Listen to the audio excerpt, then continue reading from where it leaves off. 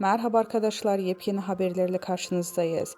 Hande Erçel'in anne hasreti dinmiyor, paylaşımı duygulandırdı. Oyuncu Hande Erçel 2019 yılında vefat eden annesi Aylin Erçel'in sosyal medyada duygusal sözlerle andı. Ünlü isim paylaşımı takipçilerini duygulandırdı. Hakan Sabancı ile sürpriz ayrılığının ardında magazin gündeminden düşmeyen oyuncu Hande Erçel, sosyal medya hesabından duygusal bir paylaşım geldi.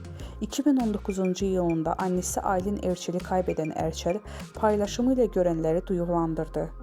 Hande Erçel vefat eden annesi Aylin Erçel'in doğum gününü unutmadı. Burnumda kalan pudra kokunla anlıyorum seni. Notu düşen oyuncunun duygu yüklü sözleriyle annesini andı.